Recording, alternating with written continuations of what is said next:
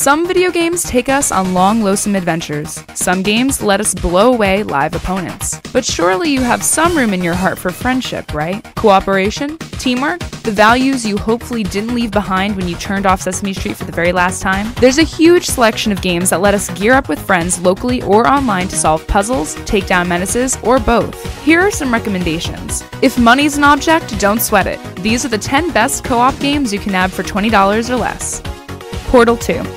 Though most people immediately think of Portal 2's single-player campaign when they reminisce about the game, its cooperative campaign is a triumph, a huge success. Players slip into the sleek chrome shells of Atlas and Peabody, two bipedal robots with access to portal guns, and put their heads together to solve and survive GLaDOS' testing chambers. Portal 2's puzzles are clever, its writing is sharp, and players get to run around as handsome bone-white robots. An easy recommendation. Dungeons & Dragons: Chronicles of MYSTARA.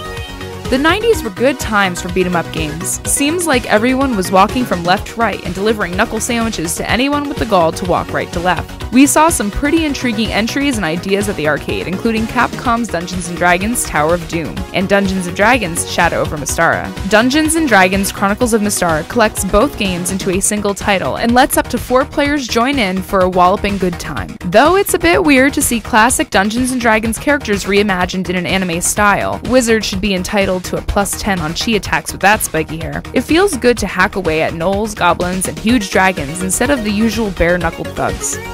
Magicka. Magicka is another fantasy-themed game that lets up to 4 people cooperate in the art of monster killing. Based loosely on Norse mythology, players work together through Magicka as wizards charged with stopping an evil sorcerer. The gameplay mechanics revolve around learning and mixing magic spells for effective and often amazing or hilarious results. Though initially released in 2011, Magicka still offers great incentive to get together with pals and fry up some monster flesh, or each other. Magicka 2 is due sometime out in 2015, so now's a good time to get in touch with your inner wizard. Scott Pilgrim vs. the World, the game. Based on the hit indie comic series and the lesser hit of a movie, Scott Pilgrim vs. the World, the game, lets up to 4 players punch their way through the city of Toronto. You may be relieved to learn there's no trace of Michael Cera in this weird and action-packed Canadian smackdown. Instead, the game features deliciously animated sprites by the supremely talented and twisted artist Paul Robertson. Scott Pilgrim vs. the World, the game, is cheap, fun, looks great, and it lets you brawl on a streetcar, thus letting you partake in Toronto's favorite sport next to hockey. Gauntlet.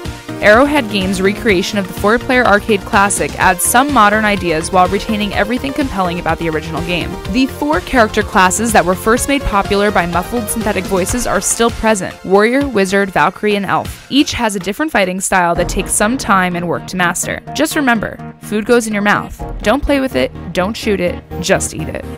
Double Dragon Neon. Whoa dudes, if it was possible to die of 80s poisoning, Double Dragon Neon would deliver a lethal dose in less than 10 bogus seconds. Thankfully, there's no such thing, so all that's left for you and your friend is to kick back and enjoy Double Dragon Neon's silly hair, goofy character designs, and reference after reference to Clear Cola, mixtapes, and bumbling villains that would make He-Man Skeletor facepalm in dismay. Double Dragon Neon doesn't take itself seriously for a second, a point that may irritate longtime fans of the series. Contra 3: Alien Wars. Contra 3 originally hit the Super Nintendo in 1993, but the co-op classics never truly fade from memory, thanks to a little help from the Wii U's Virtual Console service. Contra 3 is pure run-and-gun action from the glory days of 16-bit, and still a blast to charge into with a friend. But be warned, the Konami code won't be able to save your perfectly chiseled mercenary butt when you and your pal inevitably fall to the alien menace. There are no 30 extra lives on loan here. Castle Crashers. When Castle Crashers was first released for Xbox 360 in 2008, it became the go-to cooperative 4-player game for the console. 6 years later, and Castle Crashers still pops up as a popular recommendation for anyone looking for an intense 2D beat-em-up experience. It has clean graphics, a weird sense of humor, nasty bosses, traps, and all the monster flesh you could possibly hope to carve out in one night. What more does a night need, Maeve? Orcs Must Die, 2. Orcs exist to die at the hands of adventurers. It's a scientific fact. Orcs Must Die 2 is an action game tower defense hybrid, wherein players must put their heads together and do away with a certain green-skinned menace. They can set strategic traps, or just go in directly for the kill with weapons or magic, whatever gets the job done. Orcs Must Die 2 is another oft-recommended cooperative game thanks to its intense mix of strategy and action. Players can even team up to take on wave after wave of orcs in an endless mode. Reserve your graveyard plot before going in. Lego Batman, Lego Lord of the Rings, Lego everything.